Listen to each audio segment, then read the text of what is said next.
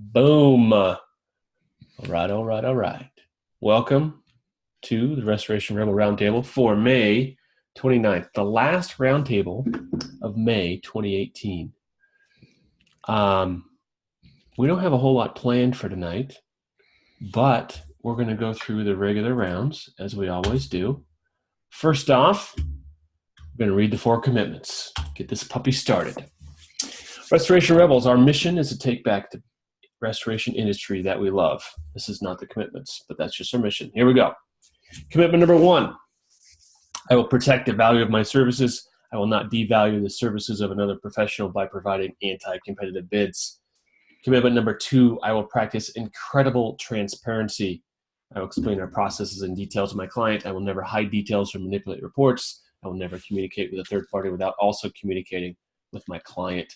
Commitment number 3, I do not believe in competition. Restoration professionals in my market are part of my community.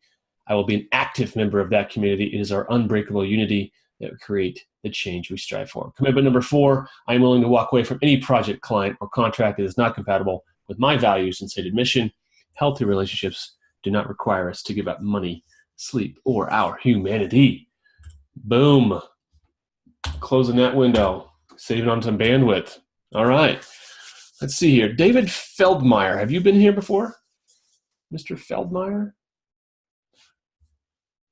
I'm going to unmute you involuntarily. David, you there? You picking up? Maybe? Maybe not? All right, I'll mute you. Introduce yourself later if you ever get the power of speech back. Get Mr. Sargent in the room. Get Mr. Mark Trader in the room. Get in here. Get in here. All right. No new faces. Jack Martin, is that a new face? I can't see your face, but maybe not. Okay, Greg, I'm going to mute you. There you go. Well, we got 12 people. This is smallest, I think the smallest roundtable we had since the very first roundtable ever. Does anyone have any top of mind urgent things that maybe we could help you with real quick? Besides just being too busy and having too much money. Go ahead, Craig. Oh. There you go. Yeah, I'm hearing somebody else breathing. Hold on. Oh, it's probably, I'm going to mute Clark. There. Do you guys have somebody you recommend for legal stuff in the industry? Just because I keep getting guys that are starting out and they don't know how to work costs. They don't know. And I'm just trying to see, is there anybody in the group that maybe I could get to know better that could help these guys with things like that? I'm not sure if Ed Cross is in the group or not. Do you guys know if Ed Cross is in the group? I know he is in there somewhere. He put together a while back a nice package of everything, or so I've heard. I don't have any experience with that. Ed Cross. Yeah, Ed Cross. It's also something I'd love to come. I know that Bob Timmel and I have talked about that.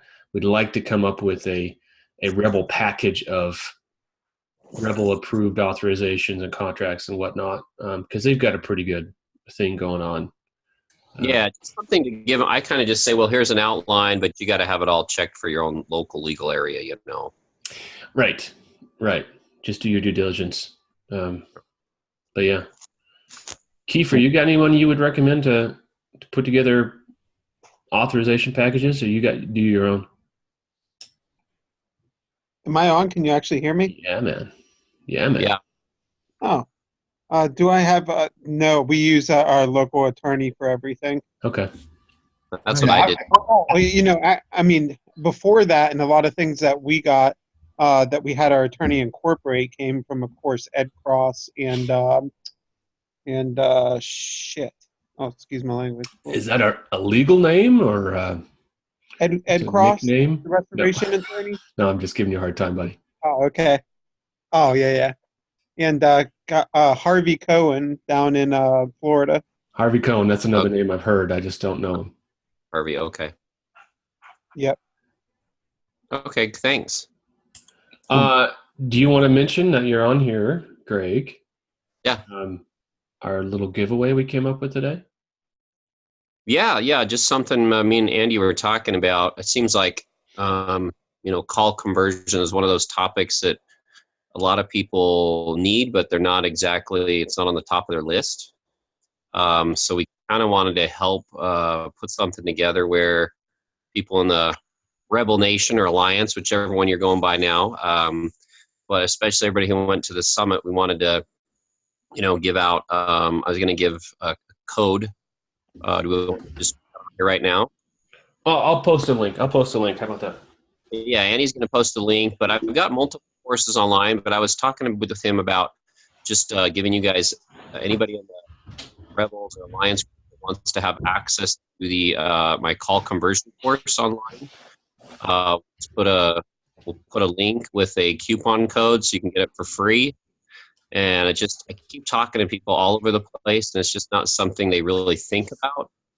But I think if I could get them converting more calls, they'd be more profitable and see value there. So it's just kind of something I felt like would benefit everybody here in the group. Perfect. Good. And we'll post that up somewhere. Excellent. I have the email.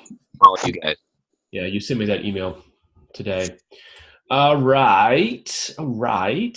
I want to talk about fear. I read an article today, and it hit home particularly hard for me. So I felt like I might share the why it hit home so hard. I'm reading another book called The End of Competition, The End of Competitive Advantage. And the gist of the book is we are no longer operating in a world where it's good enough to go find a competitive advantage as a business and just hang on to that competitive advantage, because all advantages are changing. They're short term. There's no such thing as a long-term competitive advantage. And we're in a world of competing we're not in a world of competing businesses. We're in a world of competing business models. So the best business models are going to win in the future. One thing that the book mentioned, though, is it's very hard to run two different business models inside the same business. You need to have a different division if you're going to run a different business model. And it hit home to me when I was reading this article today about fear, that I was trying to run several different business models inside of my claims delegates estimating consulting company. Because every time someone would come along and say, hey, could you do this? I would look at it, I would have this fear of, well, if I don't do this, I'm going to lose this customer, and I don't want to lose this customer, so I'm going to go do this. Well, this thing may or may not have been part of my original business model. And so I've woken up to the fact that I have 4 or 5 different business models at play in one company that's made up of one man, which is not a tenable thing.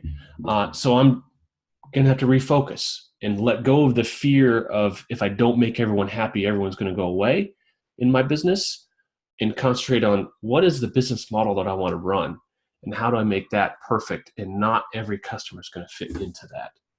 One more person in the room. Promote 2 panelists, Jason Harper. All right, so this comes from the blog 12weekyear.com. That's 12, number 12. Let me see if I can get this. 12. Come on, focus. Nope, almost. 12weekyear.com. Another great book, if you haven't read that, is The 12-Week Year. So here's the 5 truths of fear. Fear will never go away as long as I continue to grow. The fear will never go away as long as I continue to grow. Okay? Maybe that's not what you wanted to hear, but I think there's a relief that comes with you, well, when you no longer having to, can't you read that? That sentence is messing me up. Anyway, number 2, the only way to get rid of the fear of doing something is to go out and do it. Okay? Number 3, the only way to feel better about myself is to go out and do it. So if we're afraid of doing something, the only way to get over that fear is to go out and do that. And you're going to feel better about yourself. Number 4, not only am I going to experience fear whenever I'm on unfamiliar territory, but so is everyone else. So just because you're anxious and fearful about doing something new, you need to rest in the fact that everyone else is fearful of doing something new. And the 5th truth about fear, pushing through fear is less frightening than living with the underlying fear that comes from a feeling of helplessness. Very interesting. So fear is the number one destroyer of businesses and people. Fear of missing out, fear of failure, fear of embarrassment, the fear of getting your ego bruised or hurt or destroyed, as it were. One more person in the room. And as I was thinking as I was reading this article, I've let fear of what other people think or what other people might say influence my decisions. Not just in this group, but in life. I let my fear control what I do. And it's not healthy. I've come to realize over the last 3 weeks that there are a lot of people that do not want to see me succeed. There are a lot of people that do not want to see this group succeed. For whatever reason, I don't understand those things. And I was having a hard time over the last couple of weeks coming to terms with the fact that there are people who actively do not want to see me succeed. So am I going to let my fear of that control me? Are you going to let your fear of whatever's holding you back control you, or are you going to work through that fear? Clark, you got something to say about that? There's a chat box here. I'm going to go to the chat here.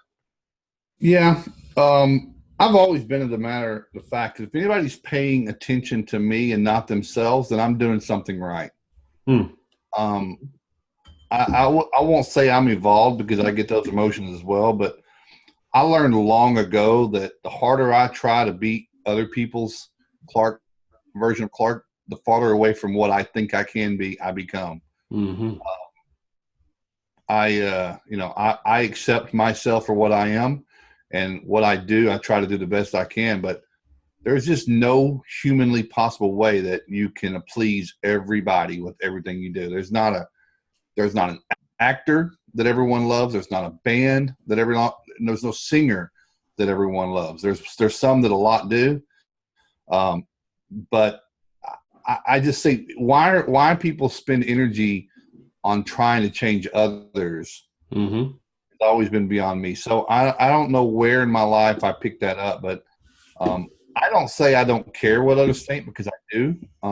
Right. I'm always everyone's a customer to me. Even friends are in a way a customer. I'm trying to please, but you just can't please them all the time. So I it's like you save the ones you can, and that's it. And because the ones that want your attention deserve your attention, not the ones that don't. So I didn't know you were dealing with that, and I'm sorry. And listen, I just say we're doing something right. If someone's worried about me and not their own business, they answer to somebody. Who are they letting down? So exactly. Yeah, and that's what it comes down to. It's just realizing what's that saying? Is it anger or bitterness is like taking a poison. Holding on to bitterness is like taking a poison, hoping somebody else is going to die. So the only person you're hurting, holding on to anger or resentment. I think it was resentment is what it was. You hold on to these negative emotions, and I'm gonna get them. Well, you're really killing yourself on the inside, and you're not actually helping kill the other person if that's truly what you wanted to do. So negative energy only hurts yourself. I like it. Who else is here? I haven't seen Mark. I don't remember that name. Mark Treater. I'm terrible with names. Mark was at the summit. He's actually one of the squad leaders. Okay. All right. All right. I'm trying to see who all's here. I see Aaron's here, Ryan, David. Looks like we got the regular bunch. So I know Joe and I were going to talk a little bit tonight, but I do want to let some other folks talk if they have anything. Yeah, we haven't had an opportunity for a real roundtable in a while. Is there anybody here that's in Maryland that's attempting to do some of the flood work in Maryland? Probably not. They're probably all still out there on the jobs, right? Now, was it just that one town? I haven't been watching it very closely. It's actually one very small community. So it's just how the geography came together, and it just I was reading a story about it, and Robert, you can chime in if you want to. I know Robert has lived around these parts a long time, but I was reading a story from an engineer in the area that has actually started this study a few years ago. Before this happened, the same thing happened in 2016 on a smaller scale, but we're already talking about a low water table area, and the urban growth there, the construction has caused all the extra pavement and all the extra ground cover that they're taking away natural floodlands is pushing water and maneuvering it around in ways that it was never zoned or designed to be. So, I mean, basically, here we are fucking with Mother Nature again for our own good. And this guy actually did a study of a lot of places, and there are houses that are on hills that have basements that never, when they bought their houses in the 80s and 90s, never flooded, but now they have huge sump pump issues all the time, and they live on an incline. So it's coming from, it's being pushed around. So they're rediverting. It's like a beaver that builds a dam. Well, he's going to build a dam, but he's going to flood people's communities and neighborhoods. And so this is happening. So the big thing is stop calling this a natural disaster, because it's not. It's actually a man-made disaster. So yeah, it's interesting what'll happen. So they're talking about some class action lawsuits against the zoning commission and the erosion control and Corps of Engineers and people that were charged with build this thing right and keep our communities and our investments safe, and they haven't done so. So, but it really is one. Main Street took the biggest hit, Robert, right? Just right there in Ellicott. Catonsville really took a beating too. There's a ton of homes and stuff that are completely destroyed there as well. I think they got actually 10 inches. In Ellicott City got 8. But wow. In like 4 hours, right? Like a small window. Yeah, exactly. Well, it's only going to get worse, and that's not going to be the last place.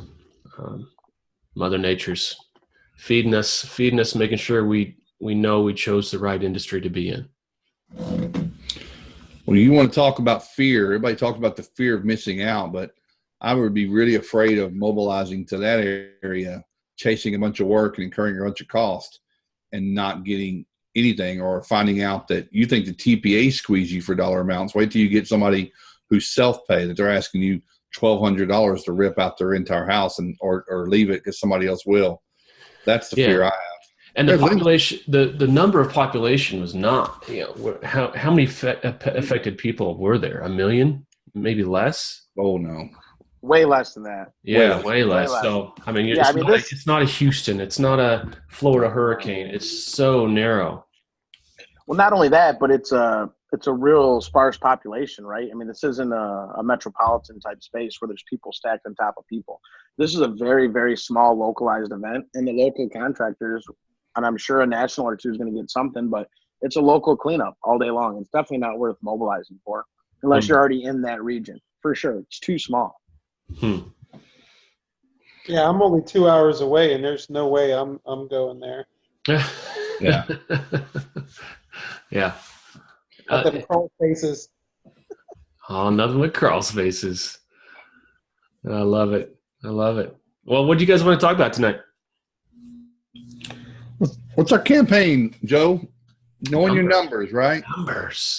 Numbers.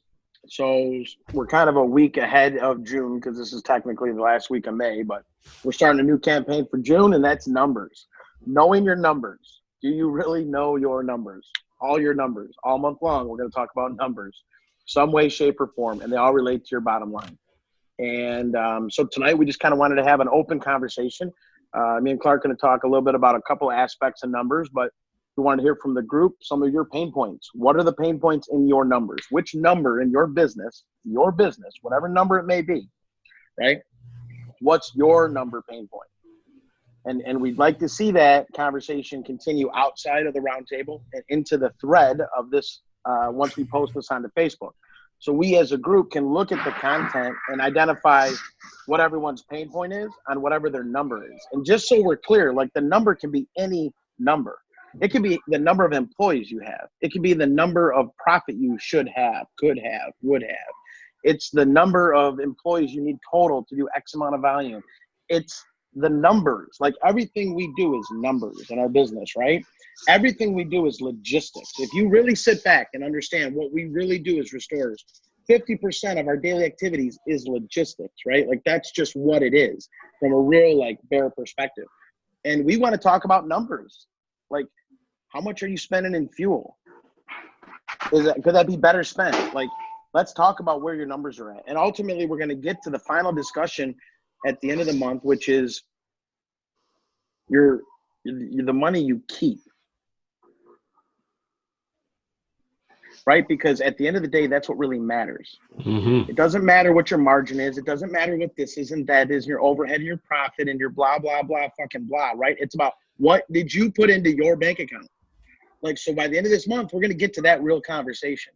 So I encourage everybody to pay attention this month, get to know your numbers, and we want to know your pain points. So if you got a number in your business, whatever it may be, put it in the bottom thread of this comment on Facebook and let us know so we can ingest that into the conversation moving forward over the next several weeks. But this month is all about your numbers. Yeah. All of them. Go ahead, Stephen. So, just looking at a new guy, right, Joe? Where would a guy who's just getting into the industry even start with focusing on his numbers? Because that's where I'm at. I've done a couple of small jobs, but it's just me and my business partner. We have nothing else. Janitorial has floated us to this point, but now we're launching out this year. We've done a couple of jobs, but where should our focus be on figuring out what is our number? What is it that we have to make on our price list in order to hit that margins that we want to make? Do we just, it's not a number you just pick out of the air, but where does a guy like me who's just starting take information that a guy like you who's been in it for 15, 20 years and say, okay, let me learn from this guy? And what are the main factors of me figuring out, just to start with, what are my numbers? Where should I start? Go ahead, Clark. Stephen, I'll take that for here, Stephen.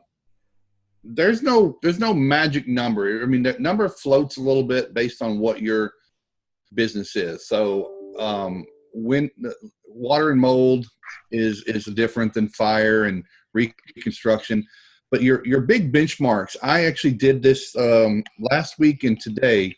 I didn't work yesterday, but I talked to my clients, and this was financial week. So last week, I had two of my clients have their financials from last year, and then another one today, and they were vastly different. And they were from people who were more business-oriented people and those that were more technical-oriented. And that's where the line in the sand comes up, is we're all great at knowing how to dry a building, and we know those numbers without a problem, right? We went to IICRC or REITs or somewhere, and we learned what GPP this needs to be at and where evaporation happens. But there isn't a great class for that. There are a lot of, this is not a plug, there are a lot of advisors running around this industry, and we probably should have someone at the next summit.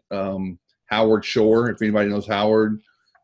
John Capone was just at the summit. I mean, that's a guy that can sit with you and look at it. But there are places like your labor percentages. There are landmark numbers where you should be with what percent of your gross revenue your labor should be.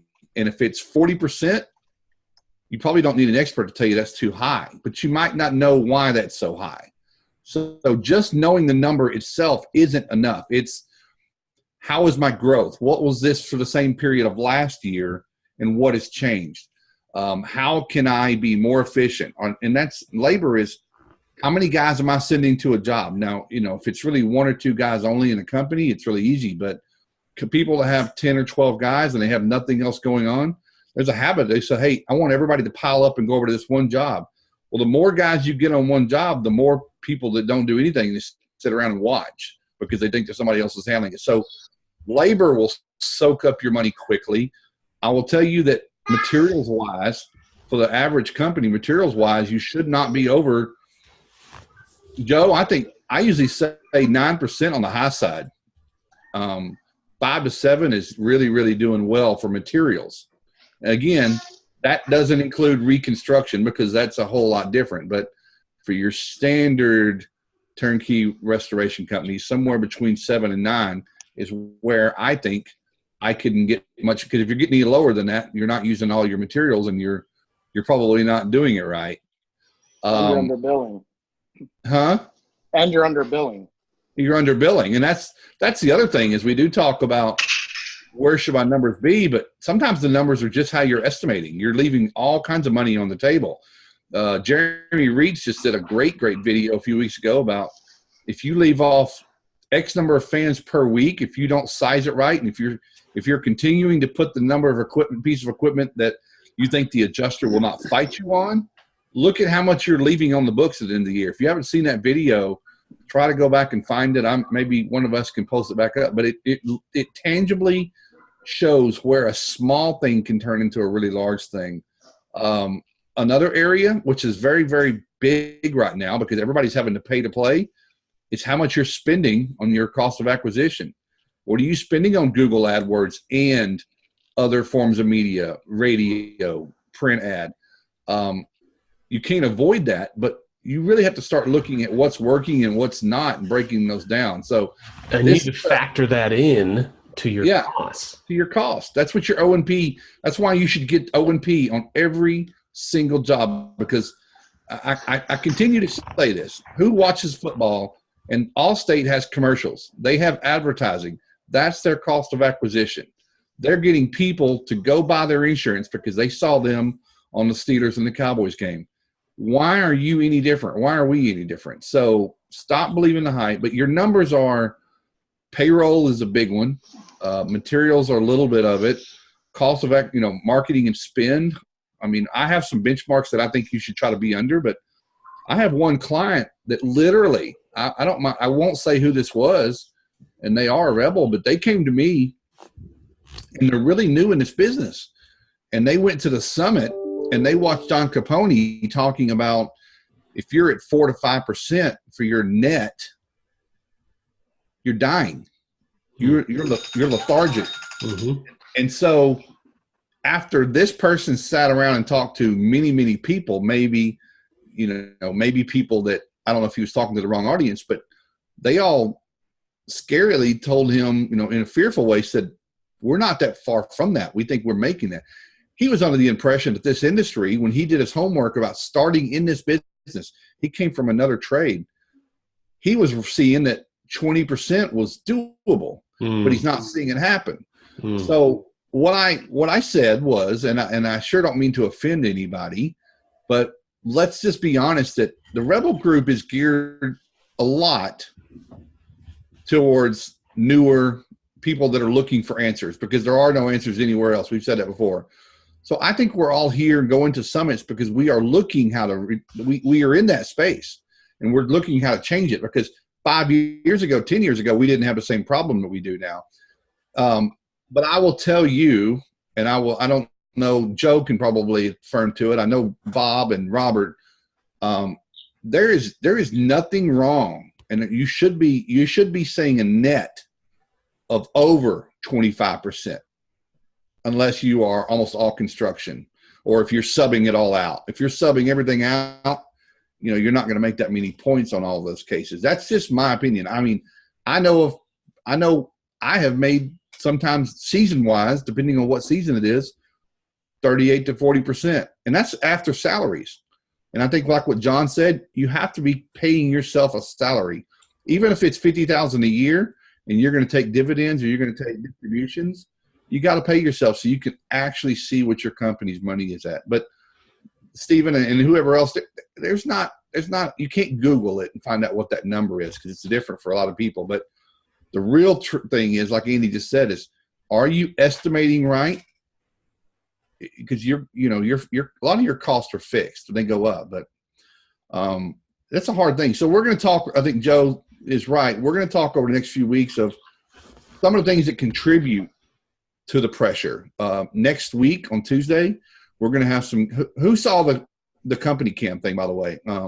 I wanted to shout out to Joe and Robert. Great job. Next week, Z-Lean is going to do the same thing. We're talking about it. Z-Lean is a new service that's going to be an affiliate with the Air Group, and they're coming on strong with some really good stuff. But they're going to come on here to the summit, to the roundtable, and then they'll probably do a webcast into the group, much like Company Cam did, maybe on their page, maybe on ours, but we'll stream it on both. But they deal with just the process of how to get your, notifications to your clients that you intend to lean if you need to, not letting anybody go, because the ones that you talk to the ones that you alert that you're on top of that date and you know what that date is and you plan to, use that what you have at your disposal, they end up paying quicker and you aren't waiting 90 days. So Stephen, if you had a big major event this month, and you had to spend and I'm not talking just to Stephen, I'm just saying because you asked a question. If this month of May you had a major event come through Arkansas, tornadoes, floods, you're going to spend a crap ton of money producing some jobs that you won't see the money on until well into June. Realistically, the bigger the area-wide disaster, it's going to be more like July. So your numbers for January, February, March on what your profits were make a really, really big difference on what your May, June, July are going to look like. And again, last thing I'll talk about, I have a someone that, this is not advertisement, but someone hired me to go help them close out a big claim, $300,000 job. He didn't do everything right. That's a whole different story, but it was a January job, and here we were almost in June, still trying to collect it. And you know what? I asked him, I said, how much work have you turned down between now and then that you couldn't do? He said about $150,000 worth of other work that he couldn't even tackle. He'd already tapped out. He'd already tapped out his credit line. He'd already borrowed money from his friends and family. So there's liquidated damages there that I told him, you could go after, except that you just didn't document your loss the right way. You didn't have your contract set up. You didn't get your draws, all of that stuff. But all that ties into one big circle. It's all the money. We can be great. We can do great commercials and we can do great work and have great trucks and stuff. But none of it matters if we don't run our businesses responsibly, especially as we get bigger and we have employees working for us and marketing people that need to know that they can go after the bigger work because we can afford to do it if they go out and get some more work. So exactly right. But numbers are it. But Stephen, that's we can have an offline conversation about some of that. But I really, really recommend everyone get their accountant to get them on schedule to produce their numbers on a monthly basis, and have the month ending of May and it's the first week of June if you can. And that just means you're reporting. Just up your reporting so that you can see and you can react and not get those once every couple of months, which a lot of people do. But pay that money for the accountant because they'll be your best friend. And then start looking at your goals and where you are with your goal and figuring out how to reach it. So that's it. I think I went off topic, Joe, but no, not at all. We can address the revenue part of that as far as estimating mid next month when Clark and I are in Cleveland. We'll figure out how to do that live. We'll do that. We'll stream that live so we can teach everyone here, at least that's willing to watch, how to do their own custom price list and how to come up with those numbers, which are very important numbers because those could add If you could just flip a switch and add 15% to your revenue number without adding costs, why wouldn't you? Why wouldn't you? All right, go ahead. Well, So- Andy, I'll tell you why they wouldn't. It's because they don't know their numbers, Exactly. right? They're So, operating with and fake, Steven- like these numbers in their head that don't exist. Yes. Right. So, Steven, check it out, right? I think for your scenario, the question that you ask is extremely valid. Clark's clearly identified that there is no magic number, right? Like it's a moving thing and it has a million variables. But ultimately, like you don't want to be the guy going out at 2 a.m. to clean up the flood, right? Like that's not what you end game want to be. So you have to take the salary. It's that simple. And that becomes your cost. And when you can afford to pay yourself, right, then that means you can afford now to pay someone to do that work and you can continue to stay not paid unless you're making money. So you have to track your value, right? You have to know what you're spending, but you don't have to get really granular either. Like you can just simply look at money in, money out when you're small and really just start to understand what you're able to start to keep and then how you reinvest that, right? It's really easy when you're a small business to stop at the supply store and grab a new carpet wand or grab a new X because it's there, like an impulse buy. There was no like plan behind that. So not knowing your numbers or just starting out, right? Like just pay attention to what you buy and how you buy it, right? And just track what you do. And everything you do has a value, a monetary value. And then you sit back at the end of the month and you start to really understand how you spent your money. And then you start to understand how you can spend it better. But if you don't track what you spend and track what you bring in, truly track it and know it, then you'll never know your numbers, dude. Like we could have this conversation for years. I am the worst at that. I still don't have a budget. That I'm ashamed. Go ahead, Clark. I'm reading some of the comments here, and Lindsay's got a good point. Lindsay, you still on? Yeah, I see you. The Pure Clean advertises recession-proof 40% profit with franchises. 40% net is unrealistic. So there's a couple of comments over here. Honestly, if you're in a franchise where we know that there's royalties involved and there's burden of cost, and you're making 40%, you're unethical. I think there's something now. If you're on programs, I don't even know how you're doing it. I mean, kudos to you, but that's not possible. It's not. I mean, again, or you're not paying yourself. And again, that number will be skewed. If you're not paying yourself, you're going to make great net profits. But what are you doing it for? You'll never grow. You'll never grow. I mean, again, if in small companies, if the owner if they're so small and if I own a company and I'm going out every night to do all the water damages and all day, what am I not doing in that time? I'm not growing my business. I'm not doing any sales and marketing because nobody else is because they're out there with you. And it just comes a point where you just have to, that's an investment is your salary to yourself. So, 40%, I've seen that. But again, it's just kind of a perfect storm and some things have to go right. But Lindsay's right. I do know that a lot of those franchises will almost make those profits. But the thing about that is you can't do anything about it. They can promise it, doesn't mean it's there, right? People just sign on the dotted line, come up here and fly in for a week, and we'll show you how to run a franchise. And that's just every trade. That's every industry. I mean, you can buy a Haagen-Dazs store, and they'll tell you you'll make this profit. You will in the summer, but you won't in the winter. Yeah. So, but numbers aren't fun. That's the other thing is numbers aren't fun. They're not sexy. They're not sexy. That's not something we advertise that can get us more business. And that's where the FOMO is so bad that we're all worried about where we're going to get that next call tomorrow. That's just what occupies our mind is that fear and that what Andy opened up with, that worry that where am I going to get next week's $30,000 to cover X? And that is a real fear, but it causes us to not spend the effort and time to really sit down and set the goal and the budget. And I think Joe said a while ago, listen, I know Rebels here to still buy their supplies mainly from Home Depot and Grainger. Has anybody ever done an RFP for all the supplies between the major national guys and said, price out these 42 items. I want to put them all side by side and look at what I've been paying. And you're going to about, well, there's 3%. There's 6% right there.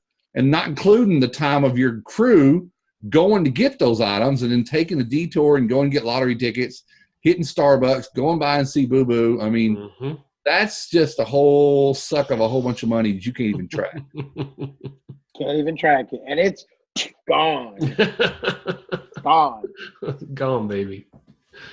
Guys, what I mentioned earlier, right? Logistics. What Clark just touched on was the logistics of acquisition of materials that we have to cost out, right? That's a logistical conversation, bidding them against each other to establish a better pricing.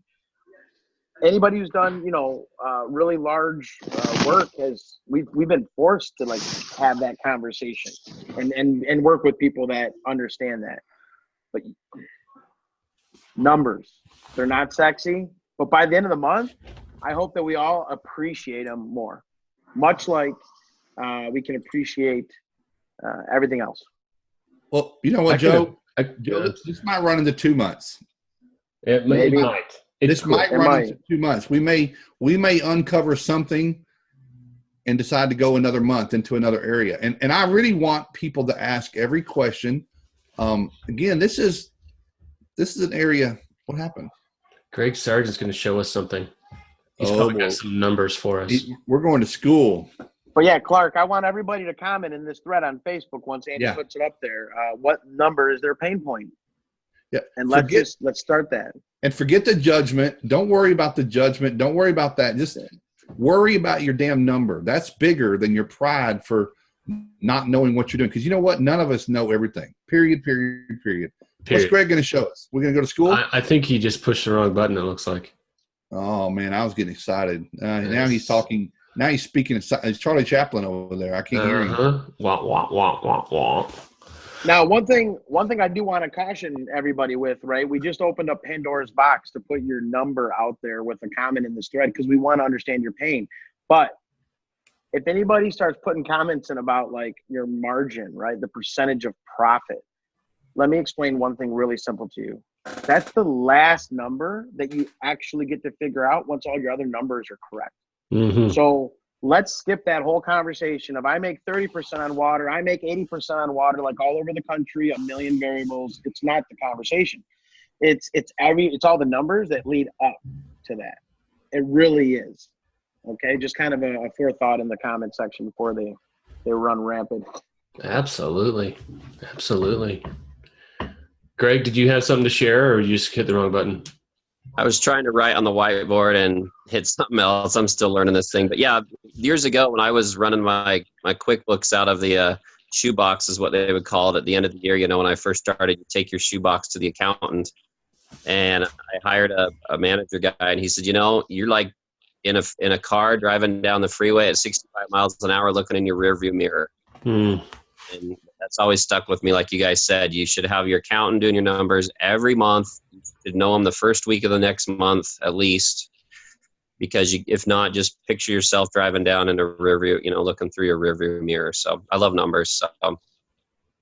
Yeah, you're exactly right. We've got to have a realistic version of what is actually happening in as real a time as we can get. I've worked for companies that at any moment in time, my manager could look at the number and look at trajectories and look at where the line was going, and in a mid-month, he could call and say, you know what, this number right here, I'm not liking this indicator. Let's do something about it. And we were able to get out ahead of things because they saw the trends. But if you're working on a 12 months at a time, you're not going to see any trends. You're all in the rearview mirror. Would there be some value? I could create this. So we didn't call them dashboards. We actually figured out that dashboard is the wrong word. We call it windshield because the dashboard means you're looking down at the dash. You don't see where you're going. Windshield is your KPI to where you have everything visible, but you can still watch where you're going. And we tracked everything. It's like baseball. I mean, in real time, it's a little bit of extra work, but it's and you share it with your team. So if you have a manager and a production manager or an ops manager, make them report the sales and the numbers to you because it's in their face. They are accountable. They're actually the ones reporting these lackluster numbers. And then you can say, well, wait a minute. That's not what we budgeted. Why are we over budget? Blah, blah, blah, and make them tell you. So, but there's some templates, and I don't know, for those that don't have accountants, maybe, Joe, I've got a couple of them. Maybe we just create a blank P&L, and everyone needs to put their own numbers in there. I mean, but they got to be real honest with themselves. And I'm not talking publishing them, but you've got your promotional, your advertising, your COGS, and your things, and you build your own. And I mean, I could put in some benchmark numbers where you should be, and figure the Excel and lock down the formulas. Where, again, it's getting in the numbers. Some people start glazing over, but you have to do it. You have to know it, and really, you get it down one time. But we could do a template for that. Go ahead, Joe.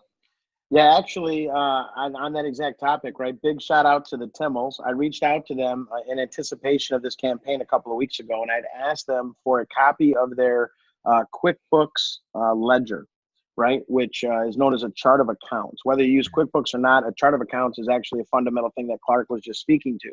I asked them if they could share that because the conversation came up in a prior Fed. So big shout out to the Timmels. Thank you for that. And what they gave us was a really good, solid chart of accounts for a restoration company. And it broke it down quite simply. It wasn't too elaborate. It didn't get too far down the rabbit hole in any of the categories. It was really from a high level, a good chart of accounts. And the intent was to take that document, Clark, as we talked, and put some formulas behind it. And then we can have that out there for everybody to kind of use as a mock-up, just to run their own numbers with something tangible. I'll add this. If anybody, I challenge anyone in here, anyone in our 2,480 whatever, look for the most profitable companies that are growing and succeeding, and you're going to find they know their numbers. It's just as simple as that. The ones going blindly into get me more calls, Google the hell out of this thing, get me every, Angie's List, Craig's List, every way you can. That's great, but they're not growing that way. The ones that are growing have probably, when they got to about 1 million, it's time to start talking about maybe even a CFO.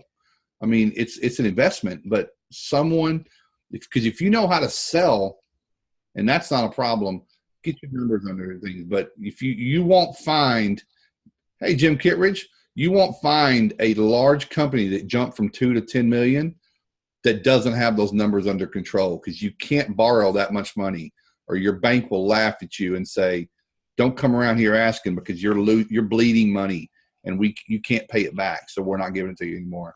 And again, get in your local communities, get some other, and even if it's not a restoration guy, if you know a good sandwich shop that's growing and booming, say, hey, I'm no competition to you. Let me pay you.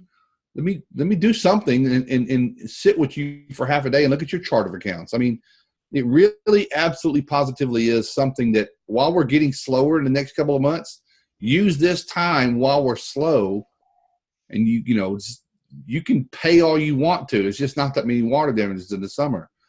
But while we're slow, get to know that stuff, and then figure out every Thursday at 3 to 5, I spend on my numbers. Just section out one time or twice a week that's when you do it, and that's part of your schedule. Hey, Clark, Yeah. We're talking about numbers. Your point of knowing them, right? Knowing and understanding where everything is at. It's so important. And I'm going to share something right now to the group. And I'm a little nervous because this is like our real dashboard. This is our real windshield, Clark. You know how to do a screen share? I've got it on my laptop, so I'm just returning it around. But here's what I want to see. I want to show everybody, right? So Yep. this is all the data. Like, this is lead source by jobs, claims versus retail, job types by jobs, carrier type by jobs. I can tell you how much percentage of revenue I'm doing with each carrier. I can tell you the job types by revenue, claims versus retail revenue. I mean, this data just goes on and on and on, and we're tracking all of that, right? Like we're paying attention to everything without being ridiculously granular, and we've been able to know things. Like it's amazing to me when I hear people say like Angie's List sucks, or whatever that company is, that sends them information. I always say like, well, how do you know how well you actually did with that lead source? Like, yeah, maybe you got 10 jobs, right?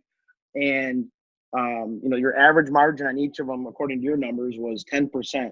But you're neglecting the one job that you had like an 80% margin on, or whatever the factor may be.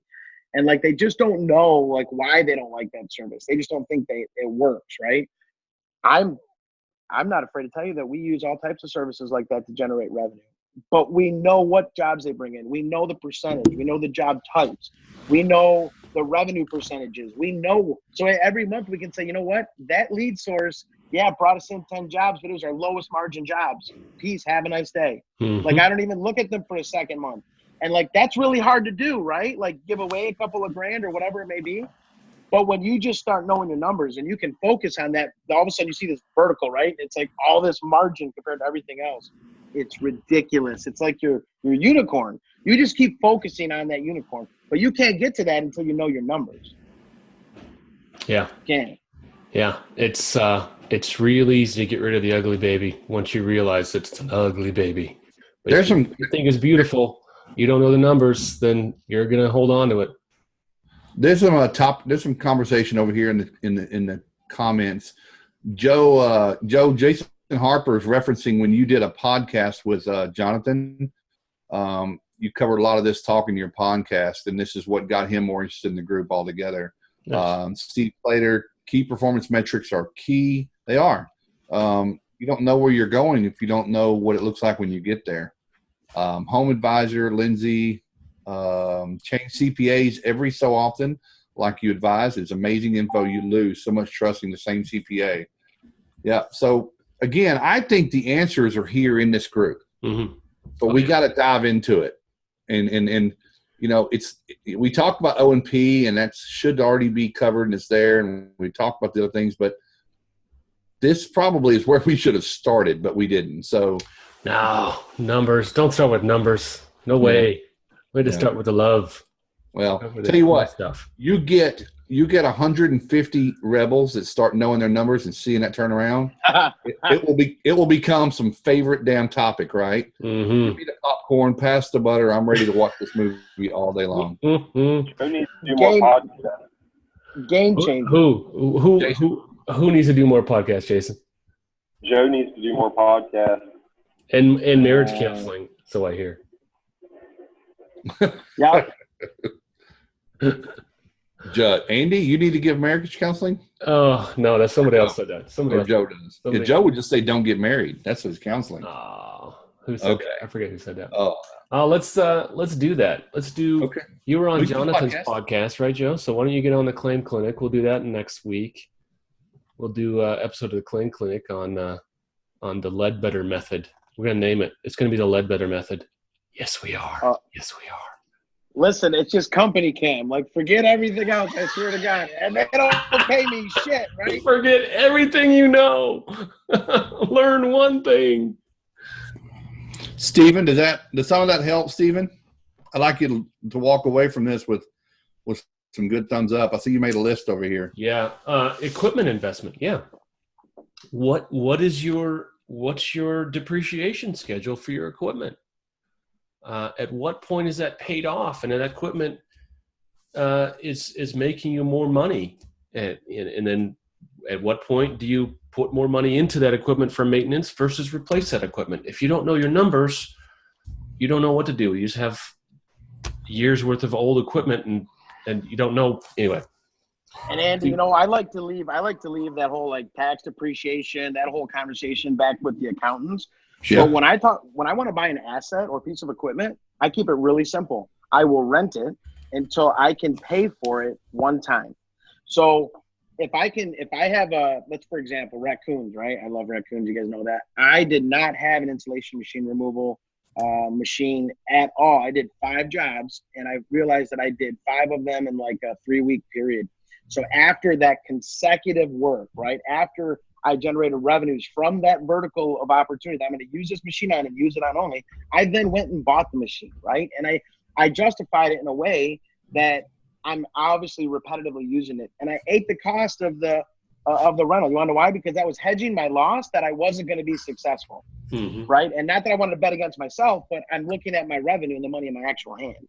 It's a proof of concept. Yeah, I mean, listen, I'd rather rent it 4 or 5 times and justify that I can carry that way to do that work, and it is profitable work, and then make the investment. And it didn't matter what it was. Like, it just didn't matter. Like DUs, air movers, everything. Yeah. I have a story on that, Joe. We at my last employer, we got big into blown insulation in attics, and we were renting the vacuums that would take the old insulation out and blow it in, just because it seemed like, I want to spend $2,500 for that piece of equipment. How much of this is there? But once we figured out how quick it can be done and how easy it was to obtain, because nobody else was doing that, and how much the guys like to do it, and how much we could make off of those components, it was a no-brainer that we bought that, and it paid for itself in a week.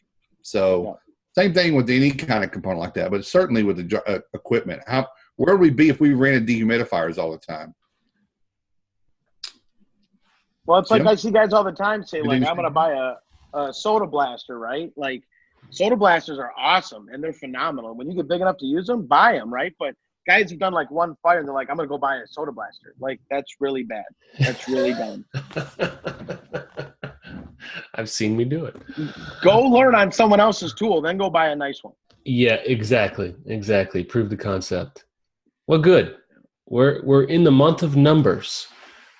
I'm not a numbers person, so I'm going to have to just put on July, when me and you, Andy, when we start touring the country, we will do numbers if they choose when we visit. I'm doing this. I'm going to go with or without you.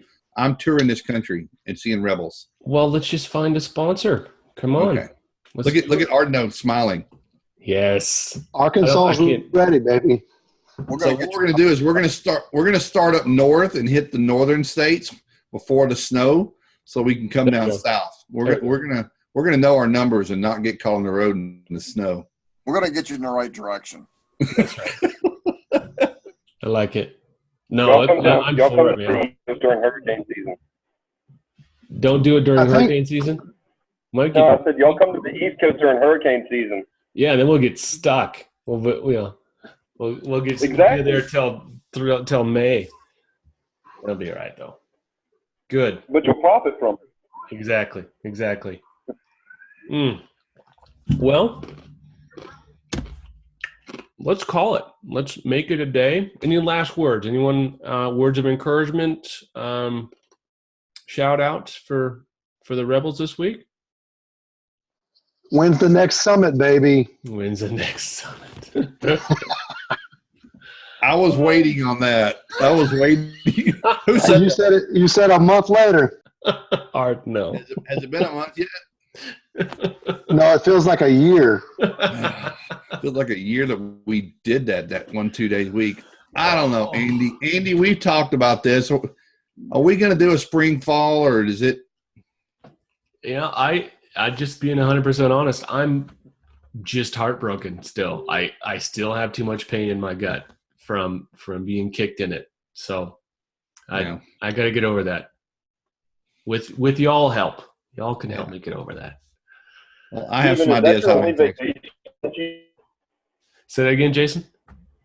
I was asking if Steven if that's the only vacation he takes. That's it. That's the reason. That's the only time his wife lets him go on vacation. I get it now. Well, I do. I tell you, I think I've heard this. I want to do this in the fall or winter, in the Phoenix or somewhere area. So, I mean, it'll be warmer, but we haven't given that part of the country any love yet. And we always get a lot of people. I don't know. But I still think this might tie into the regionals and it'll be smaller groups, but it might not be as strong. I don't know. But there's a new Opryland opening in Denver this year. No, not the upper limit. We're gonna go cheap next time. No, you know what Yes, please. you know what? Honestly, I was talking to someone the other day, Jason, that went to summits and they went to conferences for their business, and they say we never get breakfast, lunch, and dinner. So that's where we provided too much food and cost. You know, I don't mind saying this now. We've been very transparent, and I know I eat a lot, but the cost, I didn't eat damn near enough. the cost of food per person was knocking on 300's door. Yeah. And the average ticket cost, for the average ticket paid based on the early bird and the others worked out just shy of 400. So making only 50, 60, 70 bucks or something like that after all the fees and the junk and all that stuff, it's really, really, really, really no wonder why we cut so close. So next time I think it's should be lunch only because you lose people if you Yes. and especially in a town like Nashville, Yes. people were going downtown because what would happen is we got locked into a number. We had to feed X. They wanted to know how many to buy the food for, which I would too if I was them. And yeah, so I think I think breakfast, a very continental, very light thing, some coffee and maybe a freaking bunch of Krispy Kreme or something like that. And then after that, lunch and that's it. But I think you're right. Christine just volunteered to plan the next one. Oh, that was nice. That was nice. Remember, Clark, Krispy Kremes ain't cheap. Well, it's for charity. Who said that? Who said Krispy Kremes aren't cheap? Me. Yeah. But they're so good. They're good. They taste like $1 million, I'll tell you that. Yeah, Jim Kittredge, this is every event location. Well, it didn't cost that much in Bend. I will tell you, if we have to go back to Bend and do it again. That wouldn't break my heart. It might break all y'all's bank trying to get here, but it would not break my heart. Yes, Stephen, we can do it smarter because that's what we're supposed to do. We're supposed to learn from our mistakes and fail. We failed, but everybody had a really good time. So it wasn't a complete failure. I don't think it was a complete failure. Yeah, I just got kicked in the balls after, which didn't feel good. So let's do this. We're thinking about numbers. We're not going to take our eye off of access, right? We're still thinking about if we're going to go somewhere, how do we get the access? And it's not access to everyone. It's access to the client that we have chosen to chase because that client fits our business model that we've chosen. Staying with the intentionality, right? Got very intentional businesses here. I love this group. I love you guys. Thanks for being here. Reach out in the group if you guys need anything else in the next 7 days. Otherwise, we'll see you next Tuesday, y'all. Love you. See ya.